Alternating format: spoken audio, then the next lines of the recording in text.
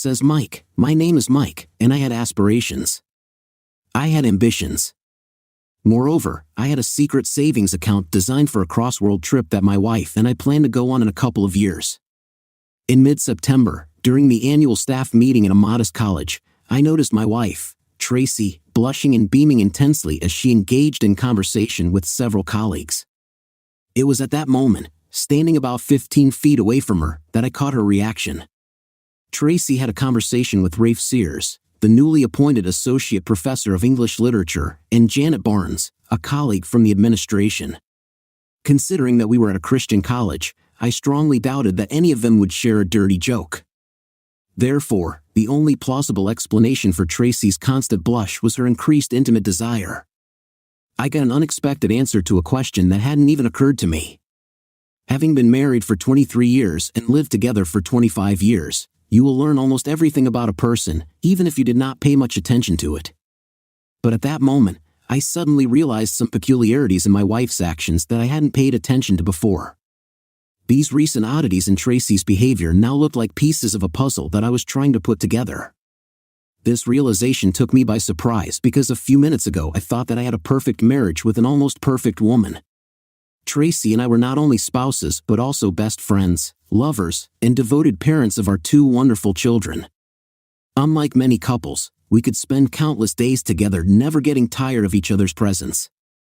Our conversations covered a wide range of topics, from intimate issues to historical events, and we found laughter in various aspects of these discussions. I've always appreciated the idea that the best way to assess marital compatibility is to go on a long car trip with your potential spouse. We were both in good shape, and we had the stamina to satisfy each other's desires in the bedroom. Tracy and I were the perfect couple, and if you asked me, I would say that our intimate life was exceptional. Not only did we come together physically, but the emotional connection played an important role in our intimate encounters. We knew about each other's desires, fantasies, and boundaries, which made exploring new things even more exciting. Our communication was open and honest, which allowed us to satisfy each other's needs and keep the flame of passion burning. And although our initial infatuation turned into a deep, comfortable love, it did not diminish the feeling we had in bed. Moreover, the absence of distractions and responsibilities in the status of free families gave us the opportunity to indulge our desires more often. Our commitment to fitness has become another factor that has intensified our intimate experiences. Regular trips to the gym helped us not only maintain our physical attractiveness but also gave us the energy and stamina to fully enjoy intimate moments. We both tried to stay in shape not only for our own sake but also for the pleasure that it brought to our relationship. Tracy and I were the perfect example of a couple who managed to maintain a full and passionate intimate life. Our compatibility, both physical and emotional, as well as the desire to keep the flame in the relationship, made us an enviable couple. Therefore, if you are lucky enough to find such a person, my advice is to hold on to him tightly and cherish the incredible bond that you share. At the age of 45, Tracy and I were in great physical shape. Tracy had long blonde curls, firm breasts, and a slender figure. Although she may have gained about 15 pounds since the birth of our children, everything was still fine. In the same way, I've gained another 20 pounds of muscle since I was a schoolboy. With 25 years of wife-pleasuring experience, everything seemed to be in order. But something changed a few months ago. Surprisingly, it was a change for the better, so I didn't wonder. I've never thought about it before. Although Tracy was always willing and active in our intimate meetings, she rarely took the initiative. Suddenly, she took the initiative as often as I did, and the physical connection between us became unprecedented. But our relationship was no longer an expression of love, but rather just a sexual act. It was amazing, but our priorities have changed. I didn't ask myself any questions at the time. Now that I think about it, I realize that it was a mistake. Whenever Tracy and Rafe walked together, they were always 5 feet apart. Thanks to this new understanding, I noticed that Tracy's radiance increased whenever she was near Rafe, even in my presence. Although it quickly faded away when I appeared. As soon as Tracy moved away from me, she found another companion throughout the event. I imperceptibly kept my eyes on this couple, although it did not require much effort. Tracy didn't seem to pay attention to anyone else when Rafe was around. I've never seen her looking for me in a crowd. Throughout the evening, she tried to make subtle physical contact with Rafe at every opportunity. At first, I was nervous and afraid, but as I became more convinced of the undeniable truth that was opening up before my eyes, my anger reached its peak. The sight before me meant the potential demise of my marriage. With great difficulty, I managed to pull my wife away from Rafe, and around 11 p.m., I reluctantly pulled her away from him. Her expression was far from pleased when I approached and informed her that it was time to leave. Anger flashed in her eyes before she left, but not so quickly that I didn't notice her gaze. 23 years of married life. Normally, our conversations during the trip home were effortless, but this time I deliberately kept silent, waiting for Tracy to start the discussion herself. She seemed to be lost in thought for a while, looking out the car window. It was only when she noticed the awkward silence that she abruptly broke the void by starting a superficial conversation about the unfortunate fashion preferences of the college president's wife. I didn't take much part in the discussion. Fatigue overwhelmed me. When Tracy blurted out, "I'm incredibly tired. As soon as we get home, I'll go straight to bed," I was left alone with myself. I couldn't figure out if she was deliberately avoiding our evening conversation or if she wanted me to go to bed so she could deal with the disappointment on her own. Anyway, I didn't take the bait and informed her that I was going to watch TV instead. Apparently, she was disappointed with my decision. The next day, Saturday, I had the whole day to work in the yard, and I had enough time to calm down and think about the situation. If Tracy guessed that our universe was more complicated than she thought, she hit it perfectly. The next week, there was a subtle tension at home. For my part, I tried to stay calm, but I found myself using the Find My Phone app on my iPhone about 6 times a day. Each time, Tracy ended up exactly where she was supposed to be, figuratively speaking.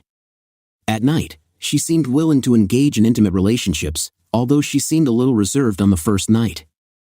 She quickly returned to her previous behavior, as expected. I provided her with satisfaction by giving her a lot of pleasure, but when Monday came, everything remained unchanged. On Tuesday, the Find My Phone app informed me that Tracy had returned home during her lunch break 15 minutes later. I quietly entered the house to make sure of the crushing reality: my marriage was over. From the sounds coming from our bedroom, I didn't have to climb the stairs to make sure that Tracy's companion was undoubtedly Rafe. "Oh my God, Rafe," Tracy exclaimed during their intimate moment. "My God, darling, you are truly exceptional." This last remark deeply hurt me and served as a test for my self-control as I resisted the urge to break into the bedroom and harm this despicable person. Still, I refrained, knowing full well that once I got out, I wouldn't be able to stop until I took the life of one of them, and I didn't deserve to be imprisoned. Says Tracy. I understand that this may seem selfish, but I want to be completely honest when I say that my love for my husband surpasses everything in the world.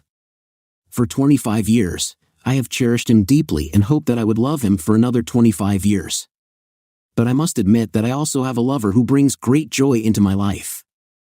This presence is so wonderful that I can't bring myself to let it go, even though I realize that eventually I will have to make this difficult decision to save my marriage. I did it. The thought that Mike, my amazing husband, would find out about my infidelity would undoubtedly crush him. Therefore, I resorted to all possible measures to hide my misconduct, but I wasn't naive enough to believe that I could elude detection indefinitely. I knew perfectly well that the longer this deception went on, the more likely it would be exposed. Mike has been my steadfast support for a quarter of a century. Our union lasted for 23 years, during which we had 2 wonderful children. He was not only my best friend but also my soulmate, as well as an incredible lover.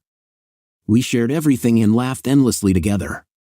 But recently, everything has changed. Meeting Rafe Cersei was unexpected, and it completely changed my life.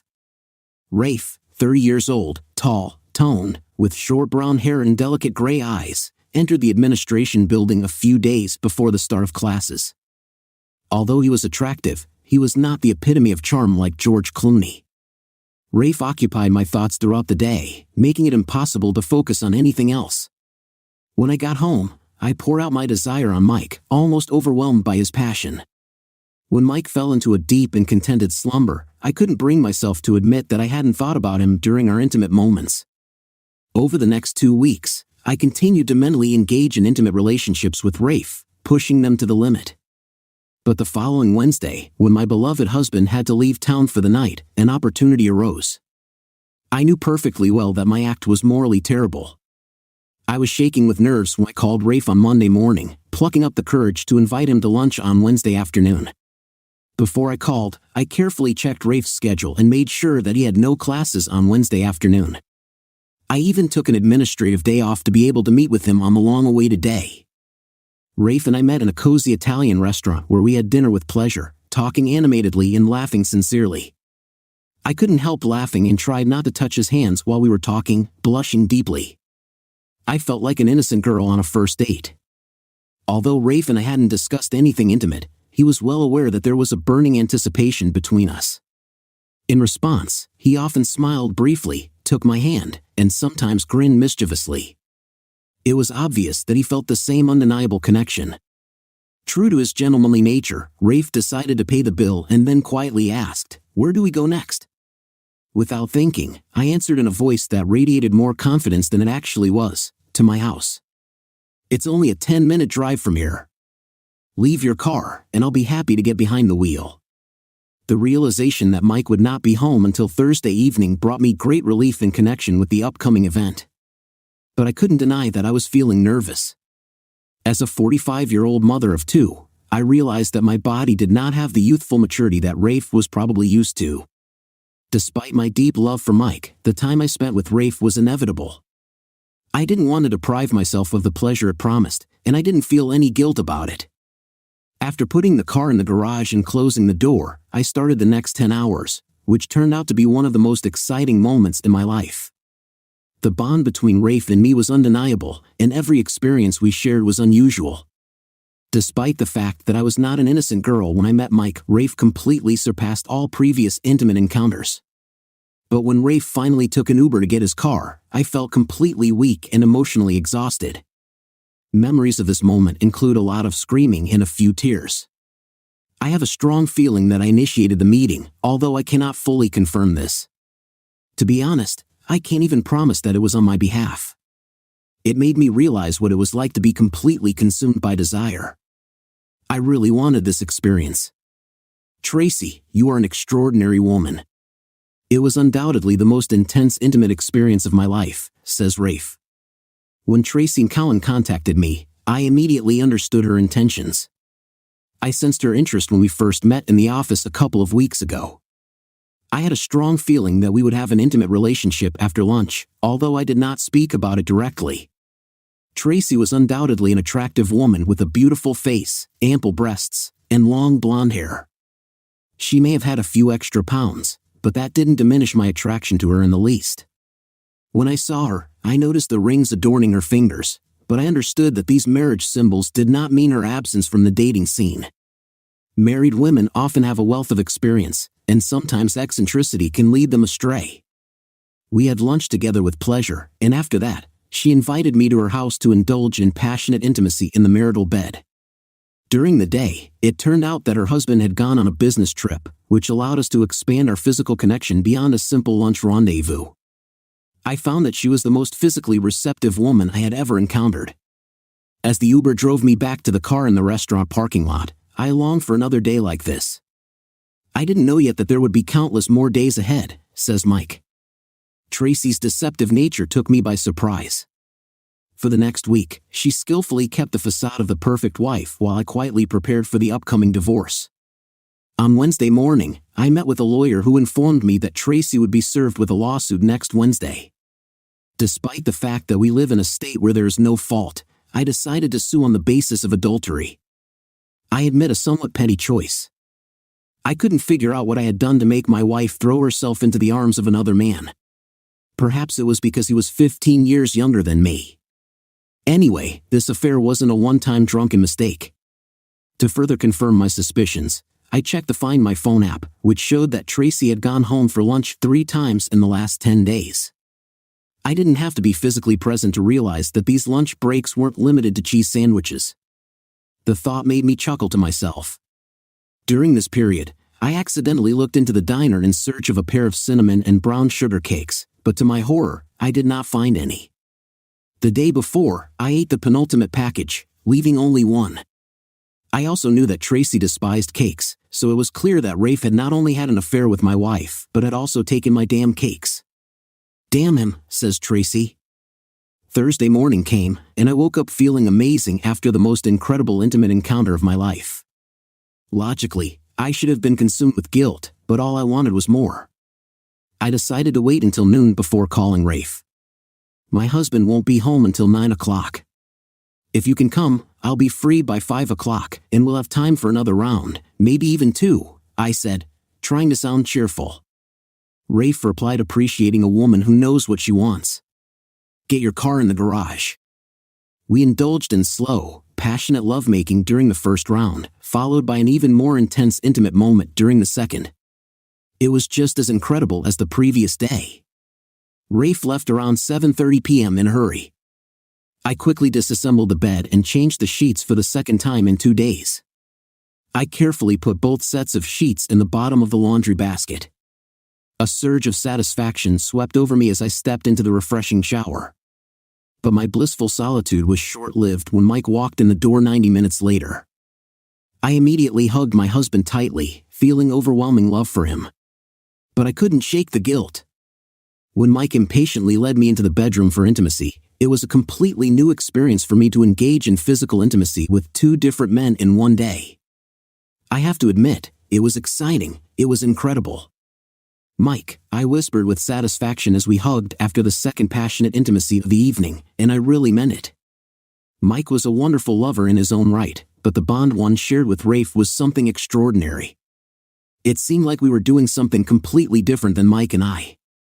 I didn't feel guilty for being involved in something so unusual. In my mind, being close to Rafe was completely separate from my life with my husband. With Mike, it was a bond based on deep emotions, and with Rafe, it all came down to incredible physical sensations. We indulged in them twice a week, knowing full well that it could not last indefinitely, but I intended to enjoy every moment while it lasted, says Mike. I knew that Tracy was supposed to receive the divorce papers on Wednesday at 10 a.m. It took 2 minutes before my phone finally rang. When I answered, Tracy's voice broke out in anger, and she firmly stated that she did not want to get a divorce. And I don't want a lying woman to be my wife, I replied calmly. Life doesn't always give us what we want, does it? She demanded an explanation, but I had already made a decision for myself. We need to discuss this matter, Tracy sobbed. I took matters into my own hands because you neglected our vows and our relationship. Therefore, there is no need to discuss your decision further, I said, ending the conversation. I could finally focus on productive work.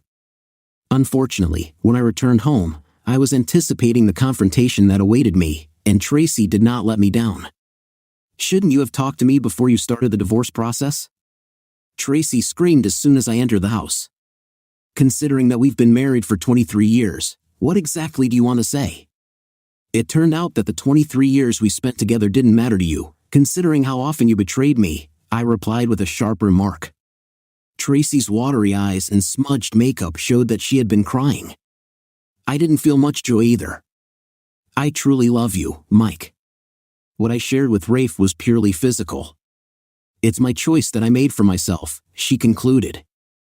Tracy looked deeply worried, to say the least. I'm sorry for hurting you, but I think you're overreacting. Can we talk about this, Tracy? I hardly understood what she wanted to say. You've cheated many times, maybe even more than I know, I said. I understand that this may seem terrible.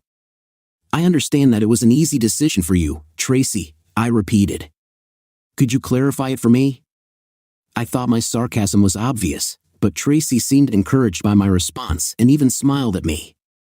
I can't explain it, but it's like we have some kind of unusual physical connection. Presumably, this is the best intimate experience in life, I heard. Her eyes widened, and for the first time, she looked scared. Do you understand that? What is it? She asked, tears and fear obvious at the same time. Can I repeat this for you? I was at home last week. You two were so engrossed that you didn't notice me. You can't fix that mistake now, she showed prudence by shyly lowering her eyes. Mike, what I feel for you is purely physical. My love for you is immeasurable, and it is difficult to express it in words. Can we at least try to communicate? I know I hurt you, but I'm sure you still love me. She was right about the last statement, and it caused her great pain. Despite the fact that I no longer love her as much as I did 2 weeks ago, my affection for her still persists. It's impossible for 25 years of loving someone to disappear in an instant, says Tracy. Despite the awareness of the risk, I was stunned when the divorce papers were brought to me at work on Wednesday afternoon. The revelation that Mike knew about my affair threw me into disbelief. To my amazement, he not only knew about it but also had evidence of our intimacy captured on video. The situation worsened when I realized that he had overheard me saying that Rafe was the best I had ever experienced. Swearing under my breath, I realized that I would not be able to give my husband a satisfactory explanation. The bond between Rafe and me was undeniable, but deep down, I knew that Mike's love for me would eventually prevail. Trying to find a solution, I suggested the idea of letting Rafe stay as an outsider lover while we try to save our marriage as a last resort. In search of professional advice, I suggested consulting with a psychologist. Surprisingly, Mike agreed with this suggestion, but our first meeting with the consultant did not go as expected. Even though she was a woman like Mike, she couldn't understand the intensity of my attraction to Rafe. I was hoping for a more sympathetic response, perhaps support from my side. After I told my story, she turned to me with a question that struck a chord with me. "So, your wedding vows meant nothing to you, Mrs. McCowan?" "What is it?" she asked.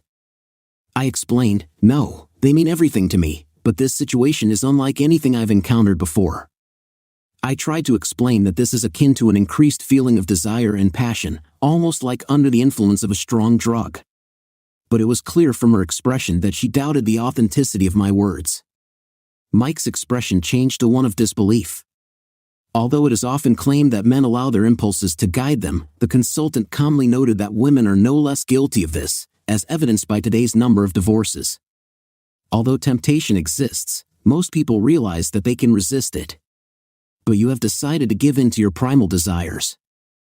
I couldn't understand how this woman was hinting that I lacked self-control. It felt like a direct insult, akin to being called a. And then she asked the question that seemed to finally confirm my thoughts about the upcoming divorce. If your husband Mike cannot forgive you and accept you into his life, will you be able to resist your physical desires and remain faithful to him? Damn it, I hoped that this woman would support me, but I sat paralyzed, afraid even to answer her question. Mike will figure out any untruth. He knew me better than any lie detector. I love you, Mike. Maybe we can work on this together. I don't value this predicament, but I feel I have to solve it. I have never experienced a more pleasant intimate contact in my life. I beg you not to ask me to leave this. Tears were streaming down my face as I finished my words. I shot a quick glance at Mike, hoping to catch a glimmer of wavering determination. In the end, he confessed that his love for me still hadn't faded, but all I saw in his eyes was indifference. "I'm sorry, Tracy. I really love you deeply, but I can't let you betray me, and I can't forgive your past actions. I'm sorry I wasn't enough for you," I confessed to Mike. "You're all I need, Mike. I love you." But the truth is, I didn't feel the same love for him. If sacrificing our relationship means keeping us together, then I'm ready to let him go. "Please don't leave us," but he replied, "I didn't do it. You're the one who left us as soon as you slept with him." He refused to take the blame, pointing out my selfishness. It became clear that in the end, it was always about me.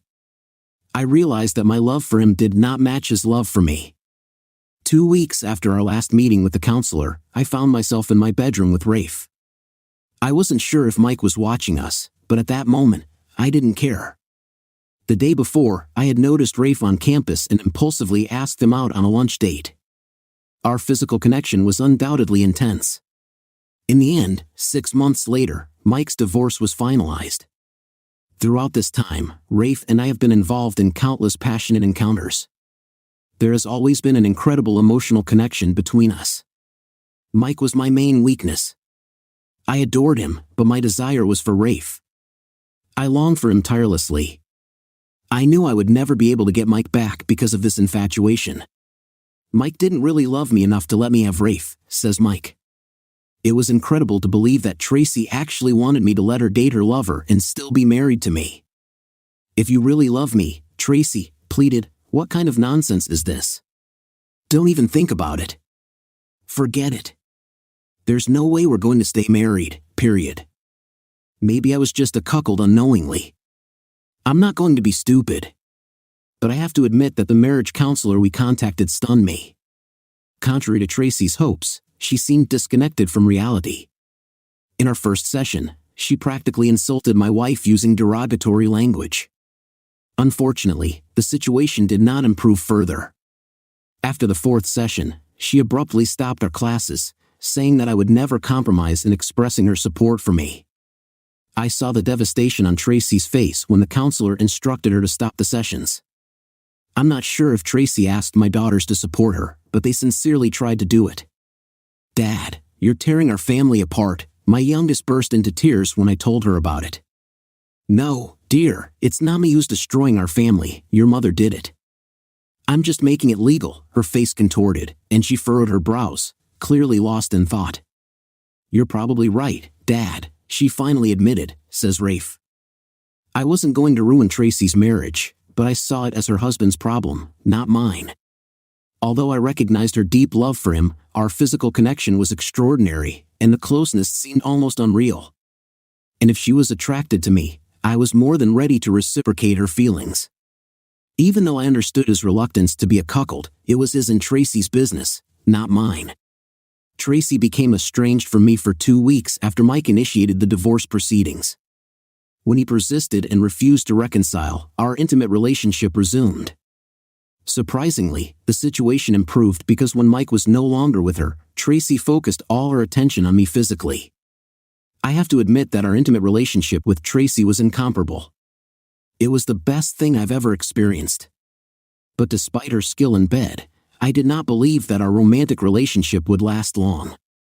At 45, she was not suitable for me to marry, and I had plans to create my own family.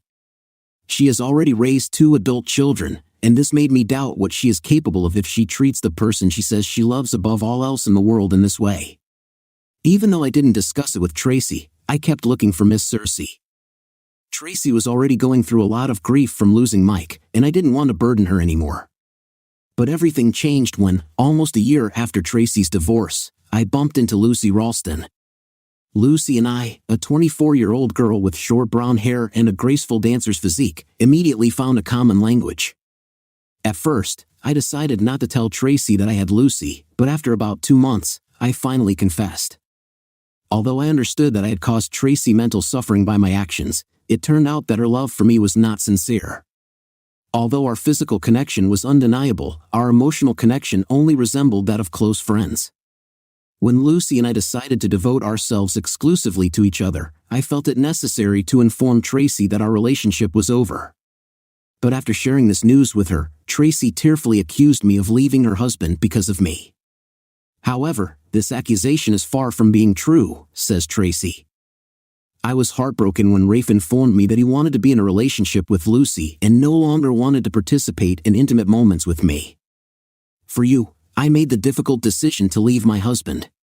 Tears were streaming down my face as he shared the news with me, and there was a hint of sympathy in Rafe's expression, or maybe something else. "No, that's not quite right. You say you left your husband to have a physical relationship with me, but that's not my choice. My personal preference is to have a beloved spouse and family," Rafe said. But the consequences of this decision were terrible for me. When my children found out the truth about our situation, it wasn't easy for them, and it created an uncomfortable atmosphere for all of us. When Mike and I broke off our relationship, he didn't hide the truth in front of our children. He frankly told me that I had repeatedly cheated on him, and all this in pursuit of more pleasant intimate sensations for their mother. It is clear that at first, the children were upset, but over time, they came to terms with the situation. But when I told them a year and a half later that Rafe had left me to start a family with a younger woman, it only underlined my sense of hopelessness. Even in my own eyes. I did not ask the children to hide this information from their father, but I sincerely hoped that they would not disclose it. I must admit that I have doubts about the recent turn of events in my life. During the Christmas holidays when my children returned home, my eldest daughter casually asked if she had met my lover. It was at this point that I confessed that we were no longer together. In response, my daughter made a rather pointed remark, hinting that I had sacrificed a 25-year relationship with their father for several years of intimacy with a younger man. More precisely, she corrected herself, several years of the most tense intimate experience in my life, which made me grimace with displeasure. I was speechless and looked down at the floor. Losing Rafe didn't affect me as deeply as losing Mike.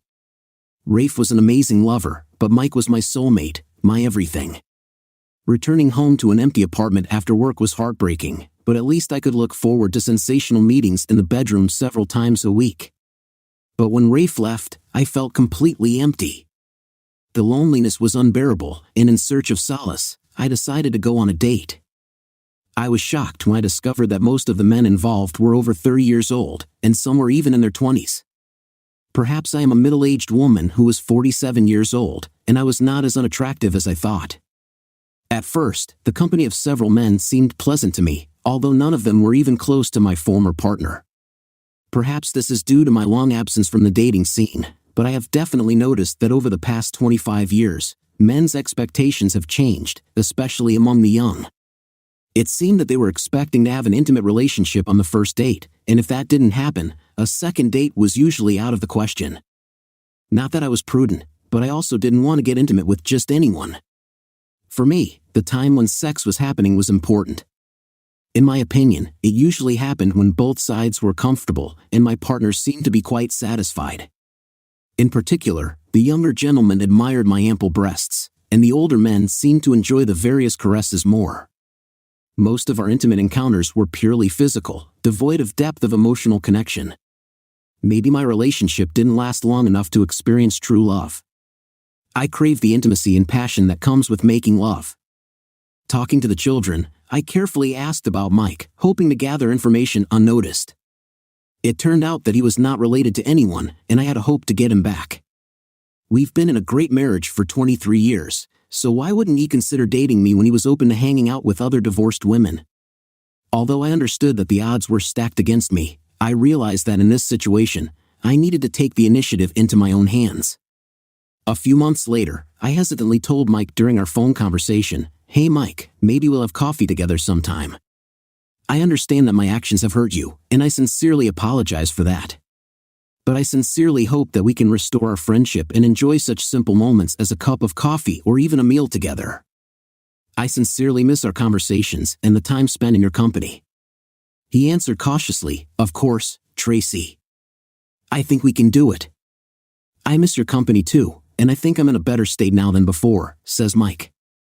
We set up our coffee date for the next Saturday. When Tracy walked into the Starbucks where we had agreed to meet, I couldn't help but notice how amazing she looked. It's been 2 years since we last saw each other, but time didn't seem to have affected her in any way. There were no signs of aging, and she seemed to have retained her previous weight. Her hair was cut to her shoulders, and a tight sweater accentuated her ample breasts. She was wearing minimal makeup, which only accentuated her natural beauty. When she came over, I got up from my seat to greet her, not knowing if it was worth hugging her. She solved this dilemma by entering my personal space, gently kissing me on the cheek and hugging me. I hugged her back. "How come no one took you away?" I said involuntarily. She blushed, and her charm shone. "Probably not everyone has such great taste," she replied, smiling. We continued to order coffee. We both received a special cake as a gift, adding a sweet touch to our reunion. During the conversation, we touched on a huge number of topics that reminded us of the fascinating discussions we had when we were married. The exchange of opinions was so pleasant that we did not refuse a second cup of Starbucks coffee filled with caffeine. When we got up to leave, I couldn't help but express my delight. "It was an amazing time, Tracy. How about we schedule lunch together for our next meeting?" Surprised by my unexpected offer, she widened her eyes. After some thought, she replied in a low tone, "Of course, it sounds wonderful." I plucked up the courage and called her 2 weeks after our first conversation. We agreed to meet for lunch. It dawned on me that it's been over 25 years since I last went on a date. After my divorce from Tracy, I completely shut myself off from any romantic relationship. Although I pretended not to be moved by the breakup, deep down, it shattered me. The wounds were still fresh, and I avoided any contact with the opposite sex. But on a sunny Saturday afternoon, something inside me pushed me to take a leap of faith and connect with her again. Tracy and I enjoyed lunch at our favorite Italian restaurant, enjoying each other's company. Although I felt that she was eager for an invitation to my house, I walked her to her car in the parking lot instead. I kissed her on the cheek with a warm gesture and then headed for my car. Time passed, and we had dinner together more than once in the future, but I deliberately refrained from further developments as this allowed me to maintain a sense of power over the situation. From my point of view, the course of events after dinner has a significant impact on subsequent results. I didn't want to and couldn't get around to it, says Tracy. It seems that Mike has become more intelligent over time. Despite the fact that we enjoyed spending time together, he never made an invitation to dinner. I was hoping that eventually he would decide to take this step, which could be a small step towards spending the night together. Considering that he wasn't dating anyone else, I thought that if I could make a deep impression on him, then I would have a chance to resume our relationship. Unfortunately, he never gave me the opportunity. Going to IHOP does not create an atmosphere for a bed together. Taking the hint, I decided to start dating others again. I guess I'll have to put up with it, says Mike. Tracy had such a profound effect on my emotions that it took me 5 whole years to start a new romantic relationship. I didn't see my dates with Tracy as dates, even though I knew about her expectations. One day, while going through various brands of tequila in my favorite liquor store, I felt that someone was next to me. It turned out that she was in the same search. She looked friendly enough. In an attempt to be friendly, I offered her my extensive knowledge of distilled spirits. I just wanted to lend a helping hand. Do you prefer to drink tequila in its pure form or make a cocktail? I asked, smiling. I never dilute good tequila. I drink it the same way as coffee, pure, without additives, she replied. Margarita is suitable for social events, but when I really indulge, I prefer it without additives. Amazing, a woman with a secret. I have not met a single woman who appreciates tequila in its true form, I said, turning to face her. I couldn't help but be fascinated. She exuded self-confidence as she sipped tequila with elegance. Noticing the absence of rings on her left hand, I decided that she might be younger than me. Her curly dark brown hair cascaded just below her shoulders, contrasting beautifully with her fair complexion and sparkling blue eyes. It seemed that she, like me, was of Irish descent. Caught off guard by my involuntary gaze, I returned to reality when I heard her voice and realized that she had asked me a question. It was a subtle, restrained question. When my senses returned, she grinned, and my cheeks flushed. I apologized. I'm sorry. I was just thinking. The combination of different brands of tequila and a seductive woman who shared my love for this drink was a rare occurrence in my life, I said. Her response was a wry smile, which made me think she might have changed her mind. But to my surprise, she continued the conversation. So, Mr. Tequila Snob, what kind of world is this? She asked with a touch of playfulness. Sighing, I muttered, Lucille USA, ma'am. And there it was, the word ma'am slipping in almost automatically. Did you just call me ma'am? She asked incredulously. I was stunned by her reaction. Wow, do I look like your mother? She continued, her tone laced with sarcasm. I immediately felt remorse for my comment. I'm sorry about that. It's a matter of good manners. My parents are to blame, I explained, hoping to smooth things over. I wanted to assure her that she was nothing like my mother. I loved my mother to death, but even on her best days, she didn't look as good as you, I said, immediately regretting my words. I grimaced, anticipating her reaction. To my surprise, her expression changed to surprise and a sly smile. It made me realize that I had unwittingly complimented her. Looking at her more closely, I noticed her toned, sinuous body, which did not match her age. Suddenly, I felt like a fool for underestimating her. So, why, Mr. Loserville, a tequila snob, to be polite, doesn't it seem like you won't have a problem finding a couple of dates? She teased. Her words hit me hard, reminding me of the 5 lonely years I spent after the divorce. I haven't been on a date for 5 years since I divorced my cheating wife, I confessed in a barely audible voice, feeling awkward. She quickly apologized for her assumption. The atmosphere became tense, and an awkward silence fell between us. I was desperately looking for a way out of the impasse, realizing that I had neither a game nor witty remarks to diffuse the situation. Fortunately, just when I thought the conversation was doomed, something changed. "Well, do you have any recommendations?" she asked, taking another sip of tequila. "Personally, I love Don Julio Blanco and Ferry's latest creation, Sammy Hagar Santo Tequila. But if this is really a special case, choose Don Julio 42. It's a little expensive, but believe me, it's worth it," I replied. Curious, she asked, "And how much is Don Julio 42? "Only $85 a bottle," I replied.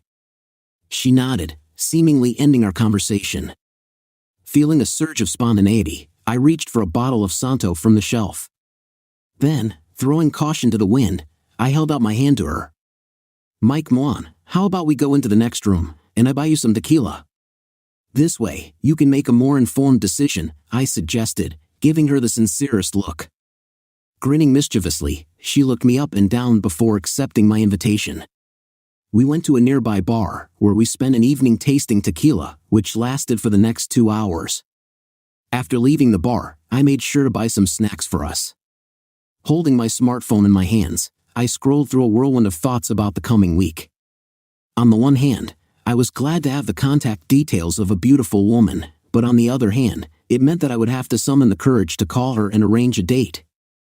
The last time I went on a date seemed like 100 years ago, almost as long ago as the American Revolution. I was panicking, wondering where to take her. Maybe to a restaurant? Or maybe to an ice rink or bowling alley? My thoughts were in a mess. Despite having a stable job and a decent income, I couldn't help but feel anxious. Although I generally got along well with people and was aware of current affairs, just the thought of dating made me sweat profusely. It became obvious that some things never change, especially when it comes to dating. Women have full power and are well aware of it. At the same time, it was worth noting that she willingly gave me her number without any compulsion. This should be considered a positive thing, right? Internal disputes lasted for several days and threatened to drag on even longer if fate had not intervened. While working in the office, I unexpectedly ran into Faith, who was disguised as a Stino bathtub. While thinking about what to do with Rose, I accidentally bumped into Anna, causing her to stumble in high heels. Reacting quickly, I held out my hands to her, apologizing. Surprised by my presence, Anna said she wouldn't have noticed me if we hadn't bumped into each other, emphasizing my relatively small stature. Over time, Anna and I began to talk, and sometimes I often gave her fatherly advice on various issues. I also asked her to tell me how to understand the younger generation. When I needed to explain something related to the generation gap, instead of turning to my own children, I turned to Anna. She explained to me patiently and clearly, focusing on my 50-year-old mentality. Feeling inferior, I muttered softly, "Yes, actually feeling like an imbecile, fool." Anna studied my face intently, as if deciphering a hidden message. Suddenly, her familiar smile broke out. I was puzzled because this happened a lot. Perhaps this bewilderment was caused by a romantic relationship in which a girl or a woman could participate. Anna voiced her thoughts in her usual melodious tone, suggesting some kind of connection. I nodded in agreement, continuing to think out loud. After a few minutes, she came to a decision. "Okay, tell me everything after work at Murphy's," she announced, making sure I understood her seriousness. "But remember, no ridicule. Otherwise, you will be left alone with an icy drink." Later that day, we got together at Murphy's. Anna was sitting across from me, radiating cheerfulness, and I was nervously confused in my explanations about Rose. "So, you're saying that you haven't dated anyone in the 5 years since the divorce, with no one?" Anna exclaimed in disbelief. "Wow, I knew you were a little slow, but I had no idea to what extent. When she imitated me, I couldn't help but feel embarrassed about her teasing. But deep down, I knew that Anna's words were true. She was not only right but also genuinely caring and kind to me. Curious about the timing, she asked me, "When did she give you her number?" "Recently, this month or this year?" I replied shyly, "Just 5 days ago, Anna." Trying to defuse the situation, I playfully warned her, "If you keep being smart, I may have to spank you." Although my warning was half serious, she replied in a mischievous tone, "Well, we'll both like it." Her comment made me blush. Switching to a more serious tone, she asked seriously, "Mike, what's holding you back?" I calmed her down. "You're right. I shouldn't let fear stop me. I have a lot of potential ahead of me. I should just call her." For the next 30 minutes, Anna enthusiastically shared with me the various activities that her friends do on dates. Despite my curiosity, I refrained from taking out my notebook and making any notes. At some point, she asked, "Can you dance? Who else has 3 left legs?" Mistaking her comment for a negative response, she continued, "You know, women genuinely appreciate it when a man asks them to dance. It's a subtle way to speed up communication," she explained, smiling broadly. Can you believe it? Seriously, I used to think it was just an urban legend, I said skeptically. But you're saying it's true, aren't you? 100%, she nodded, a mischievous grin appearing on her face. Oh, absolutely, she replied. Consider it kind of foreplay. I playfully plugged my ears, humming la la la to drown out the conversation. She glanced at me, but her grin only widened. Then she blurted out, "And don't forget to bring your contraceptives," she said, not taking her eyes off me. You can never be too prepared, rolling my eyes. I replied sarcastically, "Yes, ma'am." When I got home that evening, I decided to call Rose. We had a date scheduled for Saturday, and Anna advised me to be honest if Rose asked about my previous marriage. It was strange to discuss such personal details with someone I barely knew, but Rose turned out to be understanding and compassionate. She shared her own heartbreaking story about her 15-year marriage, which ended when she caught her husband cheating with their neighbor. During the visit to the doctor's office, I could not get rid of the feeling of humiliation. Despite the physical pain from contracting syphilis being relatively bearable, the situation only got worse when I had to provide a list of 6 recent sexual partners that I had to report. I couldn't help but curse my luck for having to send 6 messages. When I heard one nurse talking quietly to another, looking at my test results for the first time, an idea came to my mind. It's a good thing she didn't say it out loud. Considering her age, I have to admit, her comments sounded pretty harsh. Although I didn't dwell on it, in recent years, I've certainly accepted my single life after Rafe left and Mike divorced. I may have lost my way a little. It seems like I was looking for someone to fill the void left by Mike and Rafe, but if this scenario turned out to be true, then there would be no equivalent experience. How could I fill the void left by my 23-year relationship with Mike? And how can I replicate the intense intimate chemistry I shared with Rafe? It's not clear. Perhaps I subconsciously substituted quantity for quality. I never really thought about the extent of my intimate relationships until I was asked to reveal the number and identity of my partners. Undoubtedly, it was stupid and irresponsible to engage in unprotected sexual contact with most of them. I've never considered myself promiscuous or irresponsible because of alcohol. I always controlled my actions and tried to choose partners who looked clean and well-groomed. But this is a common story. When you get into an intimate relationship with someone, you unwittingly connect with everyone they've been with lately. It was stupid of me not to realize that. Fortunately, I didn't have to disclose to Mike the information about what happened to me. About a year after our first date, Rose and I tied the knot. But we both carried the remnants of trust issues. Not that I was happy, but I wasn't unhappy either. I was always sober enough to understand what I was doing, and I always chose guys who looked clean and well-groomed.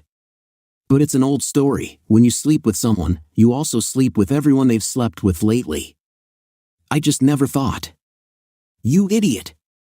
At least I didn't have to tell anyone about my problem. Mike. Rose and I got married about a year after our first date. We both still had trust issues, but we coped with these difficulties with love and under the guidance of a wonderful therapist. With tenderness, I gently pushed Rose aside, and we settled on our sides, closing our eyes as we both tried to catch our breath. At the age of 55, after 25 years of marriage, making love once a week seemed enough. We treasured these moments, spending another 10 minutes kissing and hugging each other before falling asleep. To say that Rose saved me would be a huge understatement. After my divorce from Tracy, I was confused, not knowing how to navigate the dating industry. Rose gave me the opportunity to find my way, sometimes literally, and over time, we began to grow together, forming an indissoluble bond.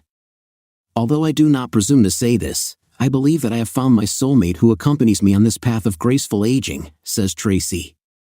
I became more careful in choosing partners when I re-entered the dating scene after failures in my personal life. Menopause probably played a role in this. In addition, despite the fact that I still looked decent at the age of 50, people in their 20s and 30s no longer showed interest in me. It became obvious that there was intense competition between single women between the ages of 40 and 50, since the number of available men in this age range was significantly less. If you remember how I looked at it a few years ago, then anyone who would have asked would have received a completely different answer. I was ready to announce the conclusion of the contract, assuring them that everything was settled. My plan was to grow old with my beloved husband, Mike, but my own stupidity prevented their implementation. I greatly overestimated my influence on Mike, mistaking his kindness as a sign of vulnerability. I believed that his love for me was so deep that he would forgive me all my mistakes. As a result, a few years ago, I decided to move to a nursing home, as my former home turned out to be too spacious for a single inhabitant. I have the pleasure of seeing my children and grandchildren every few months. The relationship that I maintain with my children was gradually restored and returned to normal, which took several years. As for Mike and me, we managed to maintain a friendly relationship, although we stopped our regular lunches because I realized that they did not bridge the gap between us. Mike eventually started dating again after years of isolation from others. I have to admit I feel a pang of jealousy when I watch the way he looks at Rose. But during the holidays when the whole family gets together, I can't help but notice the adoring looks and sweet manners they communicate with. It makes me sick. It should have been with me. Was it worth it? I asked myself. I never liked the answer. Story 2. One evening, I was alarmed by my wife's condition. She had been silent all week, and on Friday evening, she seemed even more distant. Worried about her, I started a conversation. Honey, what's wrong? You've been upset for over a week now, I said. It's okay. I was just trying to figure something out, she replied. Worried? I kept insisting, you're making me worry, honey. Could you tell me what's bothering you? Carl, I think it's time for us to think about a temporary break, she said calmly. I was stunned, as if she had just thrown a ball in my direction. A temporary breakup? Where did this idea come from? What do you mean? Why now? I couldn't help but raise my voice, trying my best to contain my emotions. But she just kept explaining her feelings. I couldn't believe it. Why is this happening right now? And what have I done to cause it? I was completely shocked. I feel like I need some time for myself, Carl. I've been feeling like I'm suffocating for a long time, and I need a break. I need to sort everything out in my head. But a temporary break? This is a big step towards divorce. Why didn't you bring this up earlier? Did I do something, or didn't I do something? I asked, trying to understand. It's not about you, Carl. It's about me. I need to find myself. I know it sounds selfish and corny, but I need to figure out what I really want and what I need in life. Do you want to leave me? I asked. No, she replied. I just need to be alone for a while to figure out what I need and what I want. Maybe we could go to a family psychologist, I suggested. I don't want to share my problems with anyone else, she replied. I just need time to think. Where will you live? I asked. I know it's going to be difficult, but I need time to think about it, she said. In 6 months, I will know exactly what I want to do. I know that you feel a greater need for intimacy than I do, but how are we going to solve this problem? Besides, it seems inevitable that in 6 months we will find ourselves in a divorce court. I can't stand the thought of not being able to see you for so long. We need to find a way to stay in touch and support each other during this difficult time. I want to be a part of your journey to self-discovery, my dear. Physical intimacy is not a priority for me, Carl. I understand that this may be difficult for you, but we will find a way to regulate this aspect of our relationship. Maybe we can make monthly dates to spend time together. Once a month may not be enough for us. We should try to see and communicate with each other at least once a week. If we see each other less often, it can lead to problems in our relationship. It is important for us to keep in touch so as not to move away from each other. I hope you can understand me, Carl. I don't want to ruin our marriage. I just need time to figure things out. Are you suggesting that we meet other people during this period? I asked. No, that's not what I meant. At this time, we must remain faithful to each other, she said. How can I resist the temptation? How can you resist if you have more needs? I asked. It's not just about intimacy, Carl. I understand that. But intimacy is the most important aspect of our relationship. If we go without it for 6 months, it can lead us to sin. We can both become vulnerable to temptation. Please, let's reconsider this decision. Let's seek the advice of a psychologist, both individually and together. Please don't say no, Paige. Our business is on the verge of success, as we have always dreamed of. We are so close to the moment when you will no longer have to work, and we can finally achieve financial security for life. But if we get divorced, it will not only ruin our business, it will also break me. I love you, Carl. I can't bear the thought of losing you. Paige, please, let's find another way out, I pleaded. I'm sorry, but I need to be alone to think about everything. If you're going to insist on this, then we should consult with a lawyer on Monday. Why do we need a lawyer if we're going to break up? We need to resolve legal issues. For example, any infidelity during our separation can lead to divorce without any property rights for the guilty party. What? I have no intention of dating or being unfaithful, Carl. There's no reason for legal intervention. Actually, there is. Even if you don't plan on cheating, then you don't have to worry, do you? I don't think so, but what if one of us accidentally stumbles? That's what worries me, Paige. Your sexual attraction is higher than mine, and mine is already quite high. Neither of us can stand 6 months, especially if we only meet once a month. Carl, I'm not going to change your mind. If you think we should do this legally, then let's start on Monday. Paige, please change your mind. Today, I will sleep in the guest bedroom. I've already rented an apartment, and I'm moving in tomorrow. I had a restless night. I couldn't stop tossing and turning, wondering how everything went wrong. How did I not notice that Paige needed something? How did I not foresee this? How did it all start? After our first conversation, Paige refused to talk to me, and I felt lost. The next morning, she quickly packed her things and left, leaving a phone number and a new address. After that, she disappeared. When I was sitting alone in an empty house, the realization of what had happened hit me like a ton of bricks. My life went off course, and I got lost. Monday turned out to be exhausting. Paige insisted on her loneliness, and the lawyer worked tirelessly to keep us safe. It was a difficult day, compounded by the fact that Paige felt like a stranger to me. Besides, my business was booming, and I had little free time. That night, Paige disappeared from my life. It's been years since I felt truly alone, but when Paige left, it hit me like a pile of rocks. She had a job, and I knew a few of her colleagues, but otherwise, I was completely alone. The first month without her was difficult. I threw myself into my work, spending endless hours in the office and hardly ever being at home. It felt like I was living in my office. Even my secretary and staff were worried about me. They saw how much Paige's departure had affected me and expressed their sympathy. No one could tell me how to fix the situation. Our first date was scheduled for Saturday evening. We gathered at the agreed place, and as soon as Paige parked the car in the usual spot at the entrance, we went to dinner. Throughout the evening, she remained reserved, making small talk only about the weather or her work. She casually asked about my job, but otherwise, it was like a bad date. The most poignant moment was the feeling of indifference she radiated towards me, as if I meant nothing to her. This realization hurt me deeply. Thinking about it, I became more and more annoyed, and by the end of the date, I could hardly restrain myself from making sarcastic remarks. I couldn't help but notice that she was constantly talking about some colleague, repeatedly mentioning his name and behaving differently when talking about him. This colleague was the son of the owner and held a high position in the company. Although Paige didn't report directly to him, he still had a certain amount of power over her. The more she talked about him, the more worried I became. Was her sudden desire to be alone a sign that she was thinking about cheating, about leaving me for another man?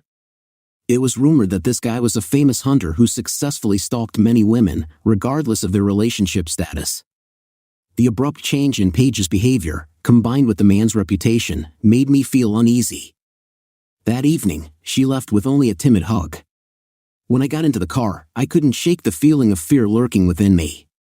I sat and thought about the consequences of her actions. I was sure of my love for her and felt that she had the same feelings for me, but it was difficult for me to understand her behavior. At times like this, when I couldn't figure out the situation, I always turned to my brother for advice. He had successfully developed his landscaping business into a huge enterprise and then sold it for a substantial sum. Thanks to competent investments, he became very wealthy, multiplying his income by 5. At 41, he was already officially semi-retired. I contacted him, and we arranged to meet for lunch at the end of that week. When I returned to work on Monday, I found that I was working longer and longer without having the motivation I had before. Without Paige in my life, all the years of hard work seemed pointless. After the separation, I felt as if my heart had turned to stone, and it was difficult for me to control my emotions. The absence of my wife was beginning to take its toll on me. It seemed that she had passed away, leaving a void in my life. My brother Dave, who had been married twice and was now happily married to his second wife, had always been someone I looked up to. He had a lot of life experience, and it seemed that he understood everything. I thought I was lucky that he was my older brother. When he asked me how things were going, I couldn't help but express my disappointment. He mentioned that he had heard about my relationship problems with Paige. Yes, I'm sorry. Hello, no need to apologize. I'm here for you, brother. You mean a lot to me, and I care about you. I would be upset if you didn't trust me. I'm at a loss, Dave. She threw it at me and left. The next day, we had our first date after the breakup, and it was terrible. It felt like I was meeting a ghost, as if our marriage never happened. I'm really sorry, buddy. This is a difficult situation. What do you want to do next? I have to be honest with you, it looks like Paige is spending time with someone else. But that's not the main problem. According to her, I didn't do anything wrong. She just needs to be alone. When I suggested the idea of a legal divorce, she was upset at first but eventually agreed. I don't know what is happening to her. Did you work more than you should? No, I didn't work harder than usual until she left. Now, I mostly live at work. Do you think maybe she has some personal problems? I'm not really sure. I don't see any medical issues, except that she might have depression or something like that. I offered therapy, but she's not interested. Maybe she's dating someone else, Carl. I'm not sure, Dave. I don't think so, but I can't say for certain. I didn't see any signs of infidelity. It all happened so suddenly, within 1 week. I'm here for you, Carl. If it gets difficult, be sure to contact me. Good, I'll do that, Dave. Thank you for listening and talking to me. I still don't understand what happened to Paige. Maybe I should ask Brenda to contact her. Although Paige talked to Brenda for several hours, she didn't mention anything about me or our marriage. I think this is understandable because Brenda is my brother's wife. Unfortunately, our next date was just as bad as the first one. In fact, I ended it early and took her back to the house where I had originally picked her up. She looked unhappy when I made the decision to take her home, but I saw no point in prolonging the discomfort. She didn't engage in conversation with me but led a monologue, and I couldn't stand it. 2 months have passed without any progress in our relationship. Only our feelings for each other have weakened. I was sure that our marriage was heading towards divorce. I tried to discuss her emotions with her, but she turned the conversation to work. My affairs, and even the weather, seemed to conspire against me. I felt disappointed and lost, not knowing how to get the old Paige back. Depression was looming, threatening to take over me. As I immersed myself in work, my employees became more and more concerned about my well-being, but I was too busy with Paige to pay attention to it. In search of solace, I visited Dave and Brenda several times over the next month. Brenda made sure that I ate right and took care of myself, and Dave did everything possible to help me. We were all puzzled by Paige's sudden change in behavior, and none of us knew what to do. Despite all this chaos, the thought of intimacy with anyone else did not cross my mind. As our third date night approached after 3 months, I hesitantly called her, ready to end the relationship if she seemed the same as during previous dates. I was on the verge of giving up. After continuous work and worries, I was completely exhausted. "Hi, this is Carl. Are you ready for our date, Paige?" "Oh, hi Carl. I'm almost ready. Will you pick me up?" she asked. "Is it worth it?" My words took her by surprise. "What do you mean?" asked Paige. "I mean, should I even bother?" My disappointment was obvious. Our last 2 dates have been fruitless. "Paige, you seem distant and unwilling to discuss our relationship." "I'm your husband, don't forget that," I reminded her. "I know it's been difficult, Carl. Just give me a few more months. I've come to some realizations, but something remains to be figured out. Can we talk about this?" "I can't wait any longer, Paige. I've reached my limit. If you don't want to talk to me, maybe it's time to end everything. I've been patient, but you're not letting me know what's going on. I've exhausted all my strength. I have no other options, no more ideas or ways. I need you to come home, Paige. I can't live without you. I love you. Please come home as soon as possible." "Not yet. I'm not ready. I need a little more time, a few more months. Paige, in a few months, we may be going to divorce court. I can't do this anymore. It's been 3 months now. Please, I'm begging you. I need a little more time, 3 more months. Please. I'll see you next month. If our feelings stay the same, goodbye, Paige." I ended the conversation before she could say anything in response. At that moment, I didn't want to listen to anything she had to say. Despite my attempts to understand her problems, I was unable to do so without receiving any explanation or indication of what was bothering her. She tried to contact me 3 times, repeatedly calling me for 4 days in a row, but I ignored her calls. Whenever I saw her number or work number on the caller ID, I ignored her messages without even listening to them. Although deep down I was afraid, I could feel the anger starting to build up in me. I became more and more disappointed when she abruptly cut me out of her life without any explanation. She refused to communicate with me and just kept quiet. It seemed unreasonable to me that she would insist on parting in this way. If we had problems, as we both knew, we should have sought help from a psychologist, but she decided to follow the mysterious path of self-discovery without including me. Here's what Paige thinks: I regretted moving out and realized that self-pity led me to this. I was on the verge of losing my husband and realized that moments of clarity are rare for me. The past year has upset me, forcing me to withdraw into myself instead of communicating with Carl. Carl was now angrier than ever and refused to talk to me. Despite my attempts to contact him after our last conversation, he completely shut himself off from me. Looking back, I should have realized that everything was coming to this. Our dates were disappointing, they did not meet my initial expectations, and I began to doubt my decision. Despite my friends at work urging me not to succumb to Carl's persuasions, who seemed to be turning into a villain, I felt discord. My heart wanted to give Carl a chance, but my head and friends advised the opposite. This internal conflict was one of the reasons I decided to move out. During the separation, I needed to clear my mind of the problems that were clouding my emotions and thoughts. I spent the first month thinking about my relationship with Carl and how it had reached a turning point. He was so focused on his business that he didn't pay enough attention to me. I knew that his hard work would eventually benefit both of us, but I couldn't shake the feeling that we were drifting apart. Our recent date night didn't live up to my expectations, and I felt depressed. I should have anticipated Carl's confusion about why I decided to move, and it only increased the tension between us. I realized that all our conversations were about work issues. Since I hadn't been home for a month, and Carl seemed distant, I expected him to make more effort to make me feel needed by him. Instead, it felt like I was living with a stranger. Carl, like his brother, sought to build a successful business that could later be sold so he could retire. I did keep track of Carl's progress and whereabouts, and his mentions that he was close to his goal put a lot of pressure on me.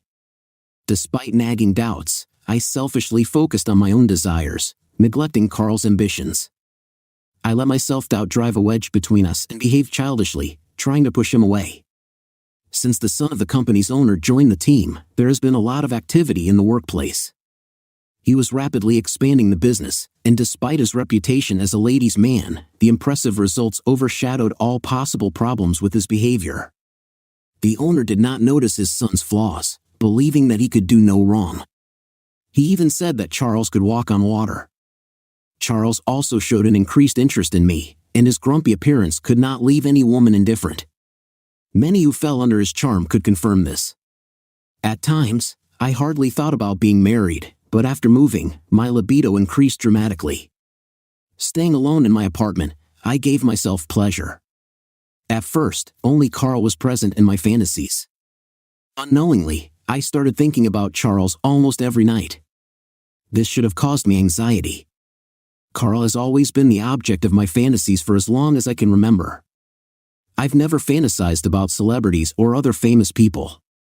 Looking back, I can say that the problems in my marriage with Carl were not as significant as I thought. My friends started noticing problems in our relationship because of the way I talked and behaved at work. Based on their assumptions, they believed that Carl was deliberately ignoring me or couldn't satisfy me. But it was unfair to accuse Carl of something he might not have suspected. I let their opinions make me feel deprived of my spouse's attention. Charles has been trying to win me over ever since he found out that I left Carl. Someone from the office spread false information about why I left Carl, making it seem like I deserved better and that Carl was not a real man. I was ashamed to admit that I had never fought the rumors that were circulating about Carl and me. Instead, I preferred to brush them off and pretend they didn't bother me. I convinced myself that our relationship was nobody's business and that their gossip couldn't hurt us. Our personal lives had always been a secret, but now that so much attention was focused on us, the innocent details I shared with Carl were exaggerated without my knowledge. There were various rumors about Carl's inability to satisfy me in bed, some even including specific details.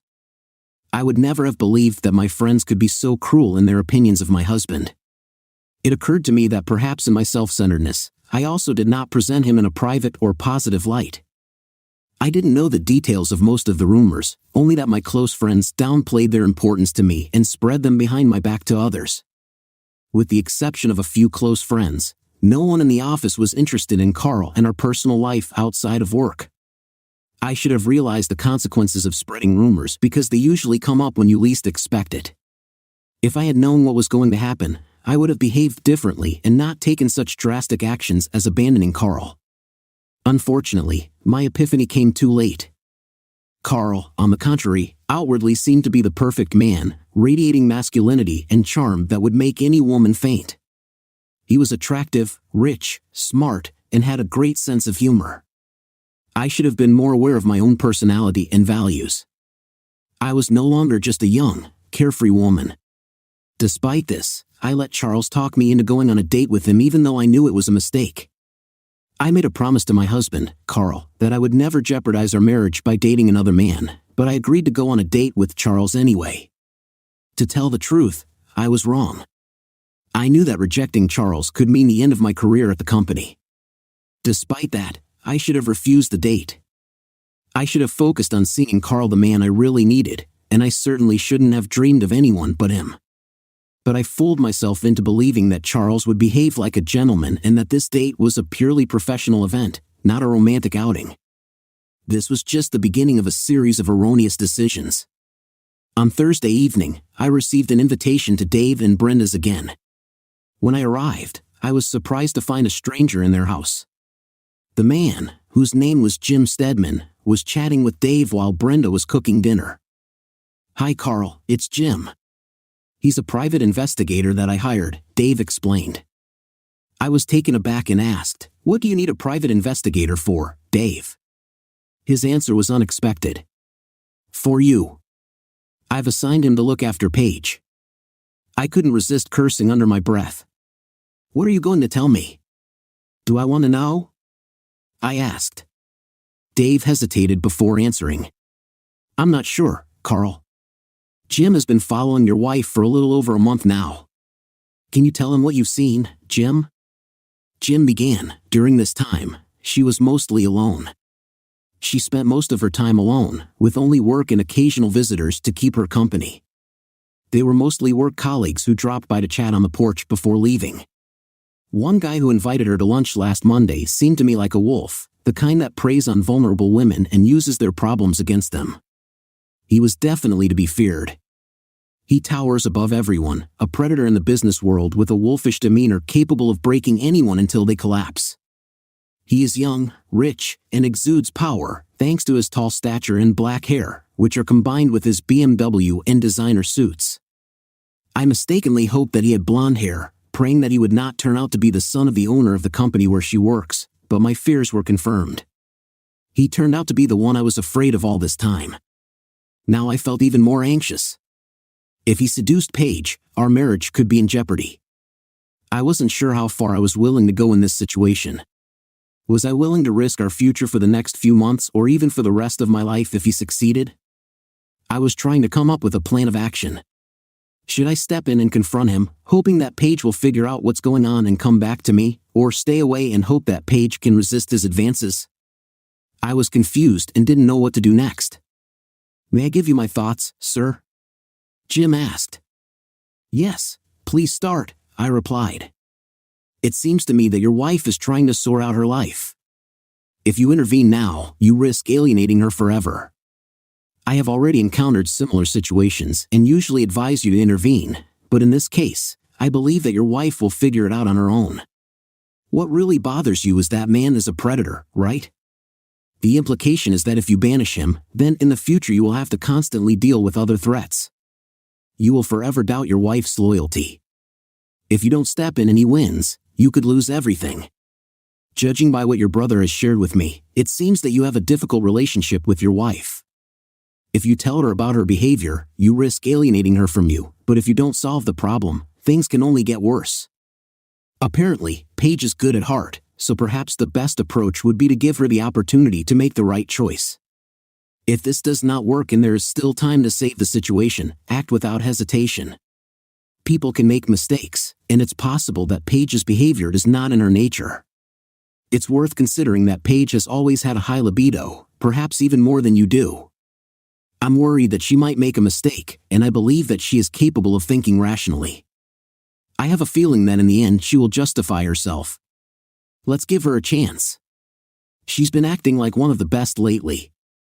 I would give her some leeway to get better, not so that she would make a mistake, but in order to get out of the situation she is in now. With these words, he handed me his report with the photos and left us. I owed my brother a lot. The idea of hiring someone to look after her had never crossed my mind before. It never seemed necessary to me. But now this guy was telling me that I should give her the time she needed. It bothered me, but I decided to leave it for later. It wasn't going to be that easy, that's for sure. We set the next date for Saturday. When I called her that morning to confirm the appointment, I was stunned. "Hi Paige, are you ready for our date tonight?" I asked. "Will it be like last time, Carl?" she replied. "We didn't have a last time, Paige. I'm sorry, but I have some things to do. Can we reschedule our date for tomorrow? Are you okay, Paige? Do you think we're going to be okay?" "I believe that everything will be fine, Carl. I need a little more time, but I've already made my decision. Thank you for putting up with me. I love you. I know it hasn't been easy for you. I just want you to be at home with me, Paige. See you tomorrow, yes, around this time." After that phone call, I felt a sense of relief that I hadn't felt in a long time. Paige seemed to have gained clarity, and the detective's advice to give her freedom was justified. After taking a shower, I decided to go out for dinner. I was tired of the usual canned beans and TV dinners. I called my brother and asked him and Brenda to join me. He was glad to hear my positive attitude and offered to treat me to dinner. I agreed to meet them at their chosen place, which seemed more elite than what I was used to. Despite the fact that I had to dress up a bit, including putting on a tie, I didn't mind given the positive mood I was in. When I arrived at the restaurant, I found Dave and Brenda already sitting at a table. The waiter escorted me to their table, and I joined them. Over dinner, I shared the exciting news that Paige and I had a date the next day. She seemed ready to resume our relationship as she spoke cheerfully and positively. I hoped this ordeal would end soon and we could move on. So Paige shouldn't be here, Carl? Brenda looked at me strangely, and Dave looked worried. Curious, I turned to see what was causing their behavior and saw my wife approaching them with someone else. That's when I noticed that Paige had brought someone with her, the same jerk that the private investigator told me about. He was next to her and casually touched her as they walked through the hall. It was clear that he thought he could control her. I felt anger rising in me, ready to rush at him, but Dave stopped me, telling me to stay where I was. Leave it alone, Carl. Paige has to make her own choice, he reminded me. You can't force her. Did you see that, Dave? He touched her in an inappropriate way. I wanted to contradict him, but Dave advised me to calm down and let Paige make her own decision about who she wants to be with. I sat there fuming, my good mood completely evaporated. I could clearly see them sitting at the table across from me. He reached out to take her hand, but she quickly pulled away and picked up the menu. He leaned back in his chair, continuing to talk to her. I strained to hear them, but they were too far away. All I could do was sit and watch my wife go on a date with another man. Dave and Brenda tried to engage me in conversation, but I was a terrible guest. Despite all my efforts, I couldn't bring myself to engage in a dialogue with them. It was hard to ignore Paige and this guy who were sitting in a way that was hard to miss. I couldn't help but watch as he cunningly put his hand under the table. Paige surreptitiously adjusted something on her leg and then put her hand back in place. When the waiter came over, they placed their orders. As soon as the waiter left, Paige made a disapproving gesture to her companion under the table. He seemed to be trying to do something inappropriate, perhaps trying to get under her dress. Paige was visibly uncomfortable in his presence. Fortunately, they were unaware of my presence. I don't think she expected to see me there at all. Despite my anger, I silently hoped that Paige would make the right choice and be a good wife. Dave and Brenda exchanged anxious glances, clearly worried about what would happen next. After finishing my meal, I insisted on ordering dessert to buy some time. I needed to keep a close eye on my wife's actions. Despite Dave and Brenda's attempts to dissuade me, I was determined. In the end, they gave up and ordered dessert too. While we were waiting for the treats, the jerk at the table became too friendly with Paige. I was trying to make an effort, but it was becoming increasingly obvious that Paige felt uncomfortable in his presence. It became clear to me that she regretted agreeing to come here with him. He was too outspoken, and it was difficult for her to maintain her composure while fighting off his advances.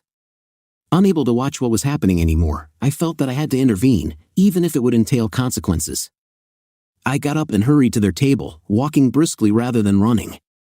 I quickly approached her, covering the distance in the blink of an eye. His hand was already between her legs when I came up. He looked at me, not seeming to understand who I was. Paige fought against his onslaught, her voice begging him to stop. "She's with me," I said firmly. "This is my wife that you're trying to seduce." "Stop it." Paige's face paled when I said those words. Realizing my presence, she continued to fight him off. She tried not to look me in the eye, focusing on something under the table. "Carl, it's not what you think," she began to explain. Her companion turned to me with a hostile look. "Shut up, Paige. I'll deal with this fool myself," he snapped. As the conversation progressed, I became more and more rude and overconfident. "I'm her husband, you idiot." "Keep your hands off her," I said. The man stood up, his tone becoming aggressive. "Are you her husband? A man who can't satisfy her in bed? A weakling who can't stand up for himself? The guy who couldn't protect her and let her slip away? She's free now." I can't say exactly when it all started, but I remember the force of my fist hitting his skull. His head fell back, and he looked stunned as I stood over him. Paige was in tears, and there was fear in her eyes. Dave tried to hold me back and take me away, but I waved him off. Grabbing my opponent by his tie, I brought down a barrage of blows on his face. Before I knew it, the police arrived and handcuffed me. Paige disappeared, and the man shouted that he was going to press charges. I was taken to jail, and my brother said he would find me a lawyer. As a result, I spent the whole night in a cell with drunks. That was the end of the day. The only thing I missed was a buddy who sat with me and told me how damn good we had a good time. The next morning, when I was charged, my lawyer released me on bail. I had serious problems. The man shouted that he wanted me prosecuted to the fullest extent of the law. I had to hold back my laughter when I saw his stitched face and bruised eyes from my fists. It gave me a little sense of satisfaction. When I left the courthouse, Dave and Brenda were waiting for me. Now I was in their custody before the trial, and I was in serious trouble. The lawyer discussed the possible consequences of my actions and defense strategies, but I hardly paid attention. All I wanted to do was drown my sorrows in alcohol. Then I realized what the lawyer was talking about. "What did you say about Paige?" I asked. The lawyer explained that if we could get Paige to testify that he bullied her, then we could clear my name. After all, I was trying to protect my wife. I felt a wave of panic wash over me. Paige had disappeared the night before, and I was sure she had already filed for divorce. While thinking about it, I heard footsteps approaching. "No, Carl, I won't," I heard Paige say. I turned around and saw that she was coming toward me. She looked worried, but the fact that she was talking to me gave me a glimmer of hope. Confused, I asked, "What are you doing here, Paige?" "I came to get you out of jail on bail, but it looks like I came too late. Your brother knew more about it than I did." "I'm sorry, Carl. It's all my fault." "No, it's not your fault, Paige. He had no right to touch you in a public place. Are you going to leave me?" "Carl, only if that's what you want." "Paige, why did you protect me?" "Because that's what good husbands do, Paige. They love and protect their wives." "But I met him. We had a contract, and I broke it." "Did you sleep with him, Paige?" "No, more than that. I even regretted that I agreed to go on a date with him. I forgot that we had a date night planned when he asked me out. I tried to cancel the meeting, but he wouldn't let me. I was afraid that he would create even more problems than he already had. So I canceled our date to let him know that I was not interested. Everything got out of control. But we only agreed not to sleep with someone, not to date. I forgive you for that. I was hoping today would be a special day, Paige. I was planning to admit that I had settled everything and wanted to go home to you forever. You were right. Yes, I made a stupid decision and should have come to you for advice. I listened to the advice of the wrong people. Although their intentions were good, they were mistaken about my problems. I trusted a man I barely knew, not my beloved husband. I deeply regret all this. Are you sure you want to be associated with a criminal?" "Oh, well, yes. You were great, the way you stood up to him. Everything was amazing. Then why did you disappear if everything was so wonderful?" "I was afraid that you would leave me as soon as you found out about him. I crossed the line with him." "But you said you didn't sleep together, didn't you?" "No, we didn't sleep together. But I agreed to go on a date with him when I was already dating you. There's no excuse for this. I want you back, Paige. Let's go to a psychologist and figure out how to fix our relationship, unless I end up in jail. But I don't think it will be a problem. I plan to sue him for attempted sexual harassment and any other charges I can bring." She offered to help me, and now my lawyer was in control of the situation. She was determined to fix the situation by paying everyone who needed it. Dave and Brenda stood next to me while we discussed the details. He offered to drop the charges against me if she dropped hers related to the incident at the restaurant, but she decided to drop the charges against him. He had forced her to go on a date and threatened her job if she didn't comply with his demands. His father would end up getting hurt because his son, who was a modern-day Romeo, worked for him. It became tense at home for a while. Thanks to the psychologist, I discovered some of my shortcomings, for example, that I devoted too much time to business and not enough to my relationship with my wife. After some changes, including selling my business for a generous sum, I, like my brother, became semi-retired. Since then, my relationship with Paige has improved, and our intimate life has returned to its former splendor. Thanks to this experience, we gained valuable knowledge. It showed us that the advice of friends is not always correct and taught us how important it is to stand up for what we believe in, even if the outcome is unclear. Sometimes, leaving everything as it is can eventually achieve a positive result. I hope that such thoughts as temporary rape will no longer come to Paige's mind. Story 3. The first time I met Sam was when she was released for causing a computer network outage by uploading a seemingly innocent cat video. She didn't know that this cute kitten was actually a lioness in disguise with malware. Seeing that she needed support, I offered to help carry her personal belongings while she was being escorted out by security. I admit that at first, I had ulterior motives to make friends with her. I hoped to get closer to her, but I quickly discovered that she had a habit of not wearing underwear under short skirts. 6 months later, I was fascinated by her childlike innocence and insatiable desire for intimacy. I couldn't resist asking her to move in with me, and just 6 months later, we exchanged vows. The night before the wedding, I hugged her and promised to be her protector, ready to overcome any obstacles for her happiness. I swore eternal love and fidelity, but on one indispensable condition: absolute devotion. I made it clear that any hint of infidelity would mean the end of our marriage, with no second chances. I will destroy you and everyone who touches you, I threatened. Sam, I love you and would never do that, she quickly added. The first 2 years of our marriage were amazing, the envy of all our friends. I was a caring husband, showering her with gifts and taking her to fancy dinners in Chicago every night. I liked to dress her in designer clothes and expensive jewelry, showing them off to everyone. One day, she declared her boredom and desire to find a job. Despite my best efforts, I couldn't stop her determination.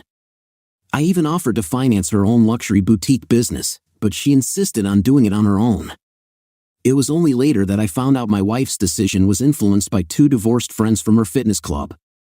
These women, who had given up their husbands to younger partners, enjoyed the destruction of happy marriages. Week after week, her friends instilled in Sam that her partner did not appreciate her and that the key to independence was to find a job and earn money on her own. With these thoughts in mind, Sam went to the labor market in search of a job that could satisfy her. Despite her outward beauty and expensive outfits, Sam had difficulty in interviews when asked about office skills. After 3 months of countless interviews, she was left disappointed as no employer wanted to contact her. One day, my wife came home beaming with delight. She had just gotten a job as a personal assistant. Curious, I asked her some basic questions about her new role, such as who hired her and what tasks she would be responsible for. Although she couldn't remember the name of the company, she was sure she could find it easily. The only detail she remembered was that the position involved business trips. With whom? I asked. Rummaging through her expensive Gucci bag, she found a business card. I will be working for Andrew W. Carter and Partners, she announced. The business card was simple and uncomplicated, a white rectangle with a black inscription, Andrew W. Carter, President and CEO, and a phone number. I couldn't help but think how cheap it looked. What exactly does Andrew W. Carter and Partners specialize in? Import or export of goods? I asked. I hugged my wife, looking her straight in the eyes. Sam, I have a bad feeling about this. Let me investigate. This was the reason for our first tense argument. She accused me of not wishing her success and of wanting her to be just an accomplice. In fact, that was all she was capable of. Sam was stubborn like no one else and refused to listen to reason. With a determined expression on her face, she made it clear that she would rather agree to a quarrel than admit her guilt. Unbeknownst to everyone, I had instructed my investigators to conduct a thorough investigation of Carter's company. On Sunday evening, I received an email with a detailed report. It turned out that Carter was a small importer of counterfeit goods, which they sold to discount stores. A significant part of their business came from regional trade shows where Sam worked. The current sales department consisted of men over the age of 50, and sales had declined as Chinese manufacturers began to sell goods directly, cutting off intermediaries such as Carter. As a major trade show in New York approached, Carter gathered his sales team to discuss strategy. The success of the company depended on this exhibition.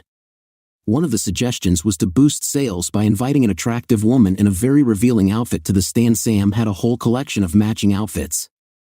It was clear that Carter didn't need a personal assistant but a way to get attention.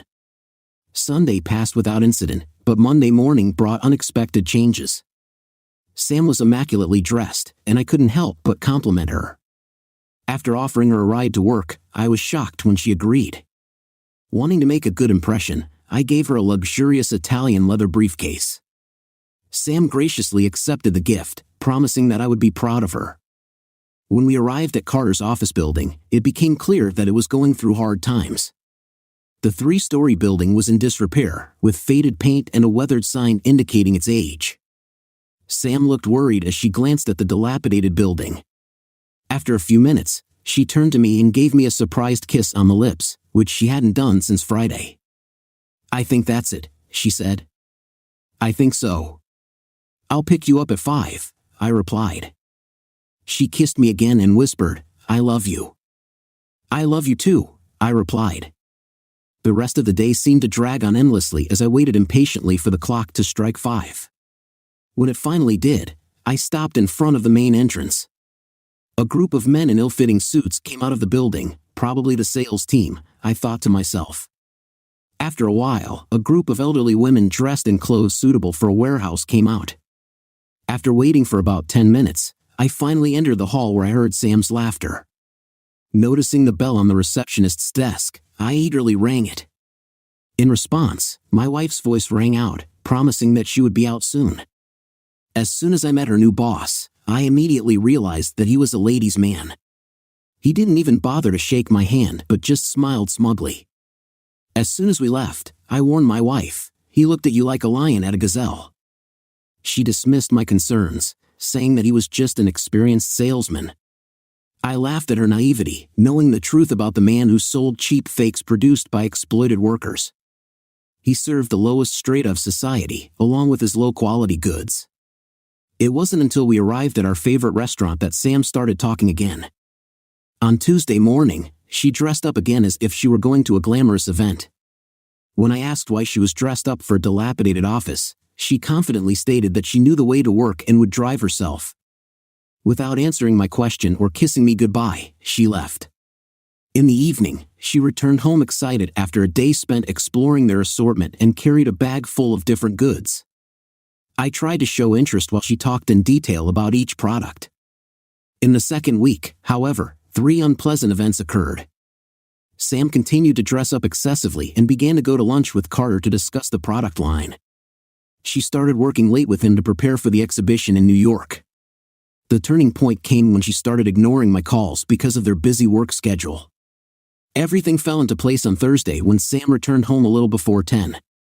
I gave her an ultimatum: either quit your job or face the consequences. I tried to assure her that this was only a temporary period of study and that everything would calm down after the exhibition. I begged her to quit her job and even offered to help her open her own business, like a store in a mall, but she still hesitated. She insisted on proving her independence. Last Friday, Sam ignored 10 phone calls and returned home just after 11 p.m. I was waiting for her at the door. "Is your phone not working?" I asked. Sam's behavior instantly turned hostile, and she accused me of not trusting her. "I will never interfere with your success if you have excellent career opportunities," I assured her. Sam rejected the idea, pointing out that she earned only the minimum wage. "The value of the jewelry you wear exceeds his entire business," I said angrily. "Why don't you trust me?" "What's the matter?" "What is it?" she asked. "I trust you." "It's Carter who doesn't inspire confidence in me," I replied. "I've met too many predators like him. Besides, what makes you suitable for this job besides your beauty? Why are you dressed like a model to check out cheap plastic goods in a dirty warehouse?" The situation worsened. "We have a 3-day trade convention in New York next week, and I'm going there regardless of your opinion. You better get used to it, and then get used to living alone, because if everything goes the way I'm afraid, I won't be here when you get back. Our marriage is going to end." "I can't believe you said that." "It is important for us to discuss how we will distribute my income. We could save them for a trip to Europe, Hawaii, or any other place of your choice, but considering that you earn $13 an hour without deductions, we may not have that luxury." Sam got upset and left the room, went to the bathroom, and didn't talk to me all weekend. On Monday, a limo came to pick her up. I kissed her one last time and said, "You've made a decision. I hope you can come to terms with it." She was silent. After some effort, I managed to hire a private investigator to sit across from her and Carter during their flight east. Carter, being economical, chose a cheap flight. The detective promised to keep audio and video recordings of their entire journey. Instead of getting a call from Sam and informing me of her safe arrival, I was informed by a detective. They behaved like mischievous teenagers, with Carter repeatedly touching her thigh despite her initial protests. I was on the verge of smashing my phone out of frustration. He informed me that he would transfer the surveillance duties to someone else in order to avoid exposure. Despite wanting to call Sam and tell her that I was aware of their activities, I resisted, knowing that it had not been successful in the past. Instead, I focused on developing the second phase of my plan. Later in the evening, my private investigator sent me detailed information. They spent most of the day doing business-related things, but at 6 o'clock, they returned to their rooms to change for dinner. I was surprised to see Sam in a little black dress that I didn't recognize. The detective gave strict orders not to interfere unless it seemed that Carter was forcing Sam. Their task was simply to observe and document. It hurt, but Sam had to make the decision about our marriage on her own. And yet, I couldn't resist the last attempt. As I watched them enter the restaurant together, I called Sam but received a voicemail message. Then I contacted the restaurant and asked for Mrs. Samantha Weatherstone. She was clearly unhappy that I was following her actions. After a long day at work, I had dinner at a diner. "It upsets me that you don't answer my calls and messages, and I have no choice but to look for you, Samantha. I love you immensely, so I want to give our marriage one last chance.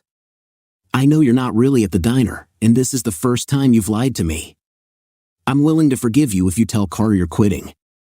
A first-class ticket will be waiting for you at the airport. Please, if you really love me and our marriage, make the right choice." The call ended abruptly. My wife hung up, and I felt abandoned. My private investigator sent me a video of Sam talking to Carter, who seemed to have overheard our conversation and was sure that she would stay working for him. He treated her disrespectfully, as if she were nothing more than a thing. As soon as they entered the room, he forcibly took off her dress and pushed her onto the bed, after which he continued his actions without protection. After a few seconds, he completed his actions and casually announced his intention to sleep, leaving your wife in tears. Despite my attempts to remain calm, the sound of her crying throughout the night was heartbreaking. The private investigator noted that she did not seem to have rested at all. Overcoming my anger, I made 2 more phone calls, this time local.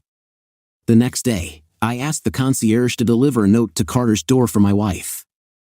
"I've been trying to call your room all night, but I haven't received an answer. I guess that means we've said goodbye forever.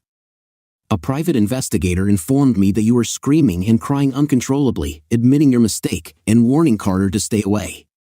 Get dressed quickly, you need to work." He angrily threw the dress in her direction.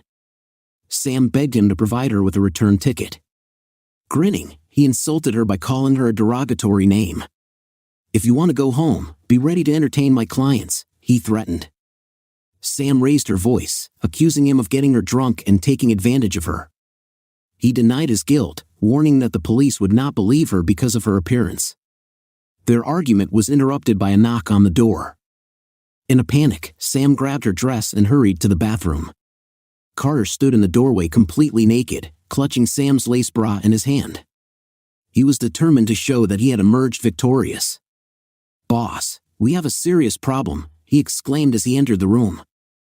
I was in the conference room, but our room is completely empty. There's nothing there, no stand, no boxes, no samples. I talked to someone at the dock, and they confirmed that the truck never arrived. Carter's face lost color as he tried to process the news. "Damn," was all he could say.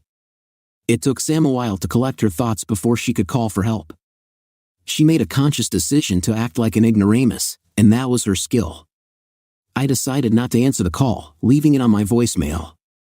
Although I knew it wouldn't change anything, I needed to hear if Sam would admit she was wrong. Unfortunately, I listened as she did nothing but lie. "I'm sorry, "I took a sleeping pill and missed your call," she said. "I had the courage to say I love you. Please call me back when you hear this message," she begged, inundating me with calls every 10 minutes. I chose to ignore them all and instead contacted my lawyer to start the divorce process. Carter was in a panic. The exhibition was supposed to open in just 30 minutes, and he didn't have any ready-made materials. Desperate, he started making urgent phone calls, but even the police couldn't help. Surveillance footage showed that the night before, a white truck without license plates and any identification marks left with the goods. Promising that a detective would arrive soon to investigate, the authorities did not reassure him. As a last attempt, Carter instructed the warehouse to collect all available catalogs and brochures and send them on the next flight to New York. The evening was disappointing. Carter spent the day sitting on a borrowed bar stool and showing off a homemade sign he made at a convenience store. His team was struggling to promote non-existent goods, and Sam was crying quietly in the corner, looking exhausted. Andrew Carter and his colleagues became the subject of ridicule in the crowd, while their Chinese competitors, who were located nearby, kindly handed out gifts with a smile and a bow. On the second day of the exhibition, a pallet with boxes arrived late. Unfortunately, the boxes turned out to contain outdated catalogs and last year's products, which were no longer in demand. Despite the fact that several people came to talk to Carter, no one wanted to place an order at the company, which, according to rumors, will soon cease its activities. As a result, his competitors took all the orders, and by the end of the day, Carter felt overwhelmed. In the end, he gave in to Sam's request to go home and screamed in frustration. When we got back to Chicago, Carter said bluntly, "I never want to see you again." He quickly assembled his sales team, encouraging them to move forward, and then quickly left the company, instructing one of them to exchange tickets for an earlier flight home. Carter made sure that they left as soon as possible.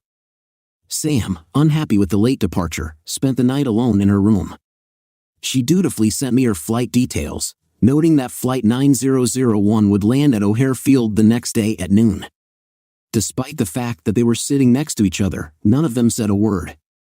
Carter was busy arranging a credit line after losing the collateral. Sam sat in silence, hoping to keep her marriage going throughout the flight. Working for a venture capitalist had its advantages. Carter had connections that allowed him to speed up the process without having to deal with paperwork. These connections worked in the shadows and provided Carter with significant privileges. The series of phone calls I made earlier set everything in motion. I knew she would board the plane at 9 a.m. local time. As soon as the plane took off and she was out of reach, I immediately turned off both of her mobile phones. After that, I canceled all our credit cards, and by noon, I transferred all our funds to a separate account so that they could not be traced. Despite the fact that someone might object that she was entitled to half, I didn't care at all. After knocking on my door, a team of movers arrived to pack my things for storage. I took all the jewelry that I didn't have time to take to New York. Shortly after the movers left, a bulldozer and a small crane were unloaded into my driveway without any questions. They immediately began demolishing my $500,000 house, leaving behind only a neat pile of rubble. After finishing their work, they disappeared into the fog like the mythical city of Brigadoon. My detective was sitting in the row behind Sam on the plane, and they didn't say a word the whole flight. Upon landing, she immediately tried to turn on her mobile phone but found that its service had been canceled. In a panic, she rushed down the ramp in search of a phone. When she approached a man in a black suit holding a sign with her name on it, she assumed it was the limo driver who was supposed to take her home. Desperate to make a call, she asked if she could borrow his phone. "Are you Mrs. Samantha Weatherstone?" he asked. "What's the matter?" "What is it?" she asked when she confirmed her identity. He handed her a large manila envelope. "You have been served," he said coldly. "And no, you can't take my phone." Sam began to panic.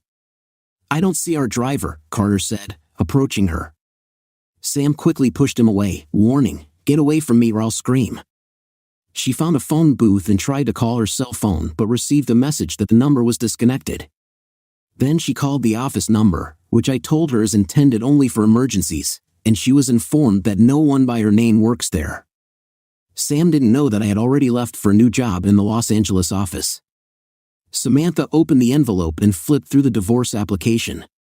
Overwhelmed with emotion, she fell to her knees and burst into uncontrollable sobs. Compromising photos of her with her boss fell out of the envelope. Unaware of this, Carter's wife received an identical set of incriminating photos at the same time. Meanwhile, at the airport, the security service received a signal about a woman in trouble. A medical team quickly arrived to help, one of whose employees grabbed her bags while paramedics assessed the situation. A vigilant guard noticed a divorce certificate among her belongings and calmly informed her about it. In desperation, she begged them to help her find a taxi. "I need to get home before it's too late," she pleaded. Despite the fact that they could not get behind the wheel, they agreed to help and called a taxi. Urging the driver to hurry up, she directed him to her house, but when they turned the corner, she was shocked to see that she was no longer at home. Sam, confused, let out a piercing scream, realizing the reality of what was happening. The driver, wanting to get out of the situation as soon as possible, demanded $45 for the fare. As she held out her credit card, she felt numb. The man tried to run his finger over it, but it didn't work. In desperation, she tried all the cards she had, but they were all reset. "If you don't have the money, I'll call the police," he threatened. Sam frantically rummaged in her pockets and finally managed to find the money for the trip. Hastily putting her bags on the sidewalk, the driver sped off, and Samantha fell to the ground, trying to catch her breath. Everything she worked for was lost, her dreams shattered. Carter's day ended as badly as it began. 2 of my colleagues followed him to his house on the North Coast. They were driving in a borrowed pickup truck and waiting for the driver to quickly stop by the store for cigarettes. Watching from afar, they saw Carter get out of the limo and walk toward the front door with a defeated pose. No sooner had he reached the entrance than his wife ran out into the street shouting, "Get out, you worthless, treacherous bastard." She angrily waved photos of him and Sam in front of his face. Carter stood speechless while his wife hurled a barrage of verbal attacks at him. Some neighbors came out of their houses to find out what was going on. Carter's BMW was parked at the entrance, and he managed to slip inside while his furious wife pounded on the windshield. "I'm going to divorce you, traitor," she screamed, grabbing his suitcase and throwing it at the glass, causing it to shatter. Ignoring her, Carter drove across the lawn to escape, unaware that he was being followed. Eventually, he stopped at the bar and ordered a double whiskey, which was quickly followed by another. After an hour and 3 strong drinks, Carter felt rested as he drove to his warehouse. But that same night, the offices and warehouse owned by Andrew Carter and his associates were engulfed in flames. The fire became the main news topic for 2 days, and fire trucks from 7 different departments of the suburb worked together to fight the spectacular blaze. Flames could be seen rising to the sky, as if clearing the earth of Andrew Carter's presence. The fire continued to smolder the next day, and firefighters had to start extinguishing the remaining fires. It took arson investigators 2 days to find Carter's charred remains in a huge bonfire ignited by paper and plastic. Dental scans were used for identification. When his wife found out about his infidelity, she kicked him out of the house, which further aggravated his suffering. In a drunken state, he turned off the sprinkler system and set fire to his warehouse. The insurance company sent a team of arson investigators to sift through the remains of the sprawling building. At the same time, a forensic accounting examination confirmed that Carter's loan would have been terminated, and they continued to investigate the fire as a possible arson for monetary gain. As a result, they rejected his widow's insurance claim. Due to the carelessness of one man, his wife and children were left homeless, 20 people were left without work, and I lost the love of my life.